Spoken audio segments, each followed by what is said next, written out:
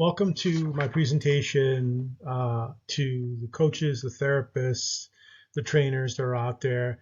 Today we're going to explore the journey of an athlete through the lens of MovefactorX, an innovative IMU that provides biofeedback on movement. This device has been used in research, offering us valuable insights into athletic performance, as well as into the medical community.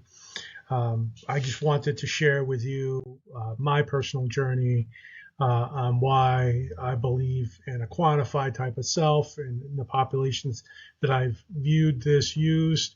I've using the metrics as height as the standard, where the device is affixed on a belt on my hip at hip level. I'm looking at peak velocity.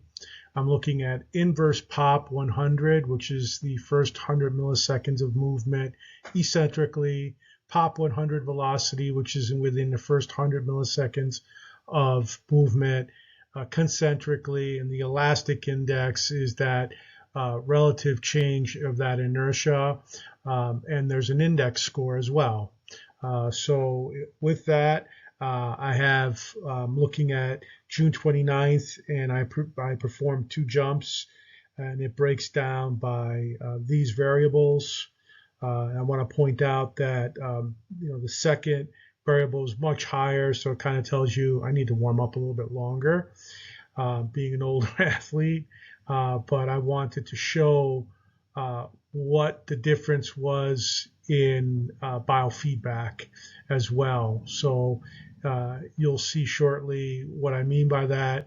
This is post processing of data. You'll see screens where I'm looking at live feedback, like on the second day, most recently on the 15th of this month. I had a different score here of 0.37 in height, and then 2.34, which is a negative score. And there's a reason why I'm sharing this, is because most recently I hurt my knee. So this is actually telling you the state that I'm in and what deficiencies I have. And it allows me to be able to provide objective information of what my therapy is performing for myself.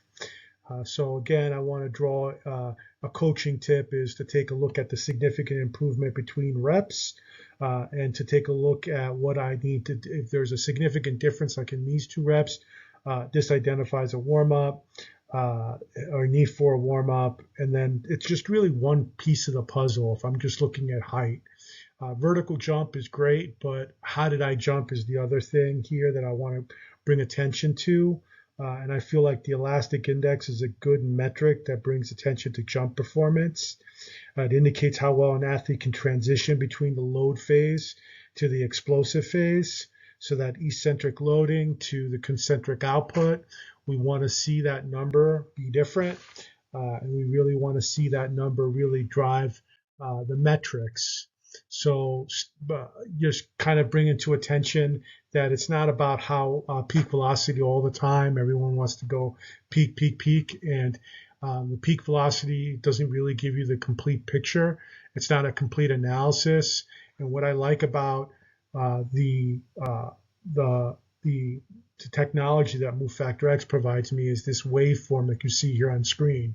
It's the velocity sequence. So you could see exactly how I load and how I respond to that inertia. And that's a bigger, complete analysis. Here you also see, more metrics to really account for the outcomes here. What can we do to improve and manage the transition of this phase is using these metrics for biofeedback and using it as an indicator of performance. So here I can program these fields here on their UI. I could use and identify the loading phase, which in this case would be the elastic index, the elastic accelerative index, and then the performance stability is how well do I move through pop 100 or the inverse pop 100. And here you see that as well, color-coded eccentric gray and red concentric. So you'll be able to see through the reps that show you the overall height and the decreases of it, and really allows for a person to have a coach's eye and take a look at that biofeedback in session. I like this UI here because you could see the overlap of the 3 reps. You could see that that second rep, there was a drop in performance. So I could then identify, was this an intent issue? Was this a warm-up issue?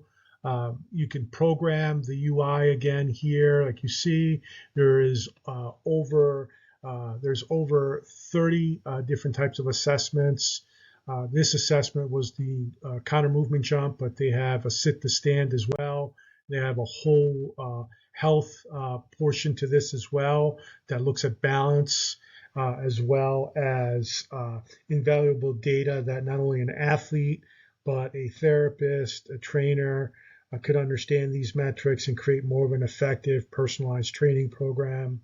So, final coaching tip here is that regular testing and monitoring your athletes using MovefactorX, you really can gain insightful information that allows you to measure that full potential. So I hope this was helpful. Feel free to reach out and ask any questions for me. I hope this presentations that I'm doing routinely really help you make a better decision. So move with BioInsights.